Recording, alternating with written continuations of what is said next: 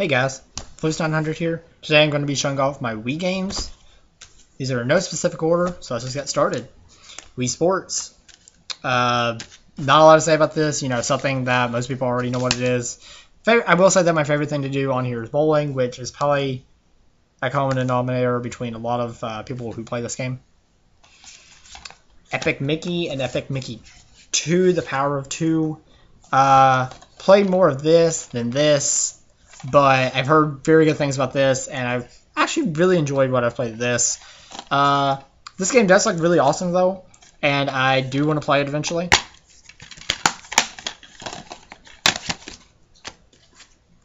Wii Fit Plus. Not something I've really played a lot of, but yeah. So anyway. Nights, A Journey of Dreams. Journey of Dreams. It's okay. I haven't played a lot of it in a very long time, so honestly, if I went back today and tried to play it, it'd probably make more sense. When I was younger, I was really confused as to what I was doing. And I got to a certain point of the boss, and I was just all out confused. Harvest Moon, Tree of Tranquility. Haven't really played a lot of this. Seems good. I actually pay like $50 for this, and I haven't played it. It's sad because it was one of the first Wii games I got, but whatever. Wii Play I have played a lot of, and I really love it. It's a good game, very fun with family and whatnot. Favorite thing is pool or billiards, if you presume to, or if you would prefer to call it that. Game Party is also a good party game. Only 2 players, but still. The darts is a lot of fun. Donkey Kong Country Returns. I actually really enjoyed this game. I mean, it's not as good as Donkey Kong Country on the SNES, but it's still a fairly good game, and I'm happy that we have it. Super Paper Mario. This turned the tables and went from RPG style to normal, jump on their heads thing. But you just still get EXP, and you still level up, and you have like a 3D flip now to where you can like flip between 2D and 3D, which is actually a really cool feature. And it's a good game, don't get me wrong. It's just they changed the RPG element. Mario Kart Wii. Mario Kart Wii, I mean, it's freaking Mario Kart. But, Mario Kart Wii is actually a lot of fun with the steering wheel. I find that to be different. They still have that in Mario Kart 8. But I actually really prefer not to do that. I don't know, it just... Something about it doesn't fit right in that game, but this game, it works well. I guess it works well on the other one, too. It's just I prefer not to play it that way. Mario Party 8. I've played a lot of this recently, and it's a good Mario Party game. I mean, it's not like Mario Party 9 or 10, where it's like, you're all grouped together and whatnot. I don't know. I just really don't like that. I prefer it to be, you're against each other looking for stars or something like that. And what I like to do on this game is I can't remember, the Hotel Tycoon or something. That is like one of my favorite modes in this game, by far. That's what it was. Lego Star Wars: The Complete Saga. I actually called this a trilogy earlier in another video on accident, but stupid me. Whatever. So anyway, Lego Star Wars: The Complete Saga. I have played quite a bit of this. I love Lego Star Wars. Now I'm not like a big Star Wars fan. I just really like the Lego game. It's fun. It's enjoyable, and yeah, I recommend picking it up. Chicken Shoot. It's okay. Nothing you want to play like daily or something. Maybe every once in a while you want to sit down with a friend and shoot some chickens and high scores and stuff. It's an arcade shooter. Animal Crossing City Folk. It's Animal Crossing. I love Animal Crossing. I've actually spent the least amount of time with this one, but it's whatever. I actually enjoyed this game anyway. Actually, no, I correct myself. I spent less time with Wild World because I just got that recently. But this is still a really good game, and it's different from, their first Animal Crossing, of course, but still, it's Animal Crossing. The Smurfs 2. Haven't really played a lot of this. It's okay. 2D platforming thing. It's alright. Not the best, honestly, but for $4, it was worth it. I Spy, Spooky Mansion.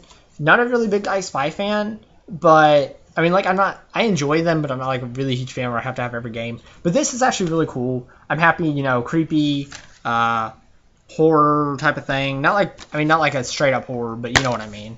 It's spooky and it's creepy. It's a good game. Obscure: The Aftermath. I have to be honest, I haven't touched this since I bought it. I got it for $2 at GameStop. It's worth the price, honestly, because what I did play of it, it was, you know, dark and creepy. It's just I haven't got into it.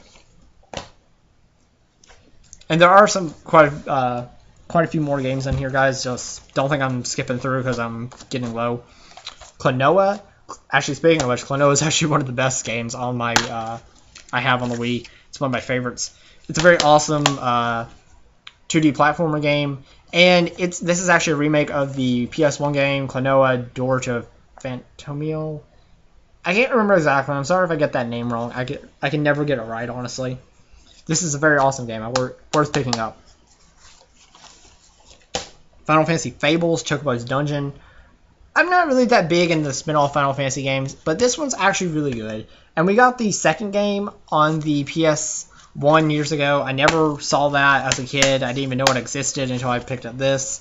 You know, this is awesome, though. I would highly recommend picking this up because it's a very awesome dungeon crawling RPG. Or, sorry, dungeon crawler RPG.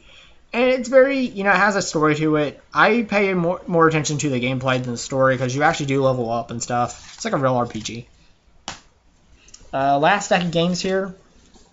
First one I haven't really played any of. I just saw someone play it and it seemed pretty good. And that is Secrets of the Faithful Voyage. I said that wrong. Hidden Mysteries, Titanic, Secrets of the Faithful Voyage. Mystery game. Pretty decent from what I saw. Different endings depending on what you do. It's pretty cool though. I mean, I got it for $3. It was worth it, in my opinion. The Cursed Mountain. I haven't played a lot of this. It's not like I don't want to. It's just I got out of playing it because I got so busy. And I'm hoping to get back into this because it is something I'd like to review for Horror Month if possible. Because it is a horror game. And I actually got this based on BioPhoenix's recent pickup video because he told, one of his recent pickup videos. I decided that I should go and pick it up myself. And yeah, it's not that bad actually. I kind of enjoy it from what I've played. Super Mario Galaxy. I haven't really played a lot of this one, guys. I gotta be honest. It's just time consuming and whatnot. But it is a good game from what I've played of it. I've tried getting back into it recently. I just fell out because just busy and stuff and all this and blah, blah, blah. So, yeah. Next game is something I'd actually looked for like 5 months or something without finding it. And then I finally found it at my home store, which is weird because I went to many out-of-town stores and never found it. But that is Spectrum Origins. I know a lot of you may be thinking, how could you not find that game? But honestly, I don't know. It wasn't around my area. And then now, since I have it, it's actually in my hometown store, like, there. It's like, it's just there, like, all the time. But I don't have a booklet for this one, for my copy, and the other one don't have a booklet either. It don't even have a real case. So, but I do, this is actually the best Spectre's game out of the trilogy. Or the trio. 3 more games left, guys. The next 2 are games that I actually had, actually, this one is something I had a lot of time, like a hard time finding. I never found it, I found it very rarely. I see it very rarely, so I had to pick it up when I saw it at my GameStop, and that is Culling. Now, I have heard many bad things about this. I've seen critic reviews saying, like, getting it like a 3.5 and 4 and stuff like that. I honestly don't think it deserves that bad of a rating. I think it's pretty cool. I mean, it's not like the best game ever, but it is a pretty good horror game. I paid 23 something for it, and, you know, that's what GameStop runs it, and it's hard to find, so, yeah. From when I played it, though, I'm on Chapter 2, and I think I'm in, like, the middle of Chapter 2 or something, but it's actually pretty cool. I enjoy it, and I'd like to review it for Horror Month if I can. I like to review quite a bit of these horror, like, you know, games I haven't really played a lot of for Horror Month, but I don't know. It depends if I can beat them or not. Next game is something, and I do have the reversible art cover for this, and no, it is not Pandora's Box. I wish I had that. Something I'd like to get, but something else I've been wanting to get for a very long time, so I was happy to pick it up, and that is Fragile Dreams, Pharaoh Ruins of the Moon. Had to think about that for a little bit, but yeah, I had to look to figure out what it was. Fragile Dreams is like a horror RPG game that is very worth the money. I can't recommend this game enough, honestly. It's very good. It's very okay,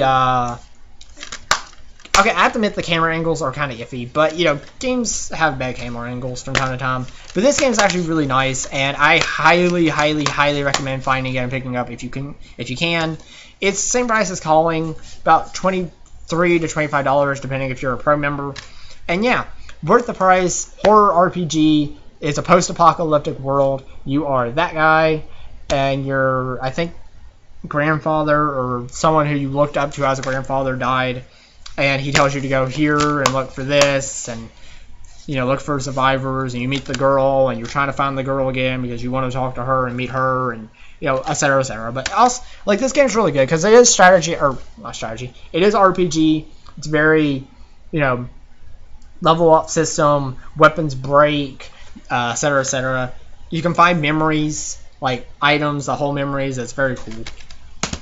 Last game here is something I've been wanting for just a little bit. Like, I didn't really want it that badly until I started reading, reading more on it, and someone, I don't know, like, someone had been telling me to get into the series. I was like, I'll try, and then I actually picked this up, and I had to, like, get someone to pick it up for me out of town, but it was so worth it, and that is Tales of Symphonia, Dawn of the New World. No, I have not played the first game, but that is okay with me, because you don't really have to play the first game to understand this one. It's probably better if you have, but, you know, I'm following the story, and people have said that actually it's better if you play this game first because of the gameplay change that they did in this. I'm okay with it. Only one thing I really don't like is the evolution system isn't really evolving. It's just changing the characteristic of the monster, which that's not that great, but whatever. I still really enjoy the game. The comedy between Marta and Emil is really,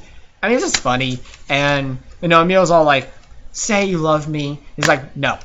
And I just love it. I don't know. I kind of just enjoy that kind of stuff. And as far as a first step into the Tales series, I think it's a good start. I'm happy to get into the series now, and I'm happy to own this game. So yeah, guys, that is it for my Wii games. I hope you enjoyed. Leave me some comments. Tell me some of the Wii games that you have and some like recommendations. I would love that. Make sure to comment, sub, share my video. It helps me out as a small YouTuber. Like the video, and I will see all you guys in another video. Peace.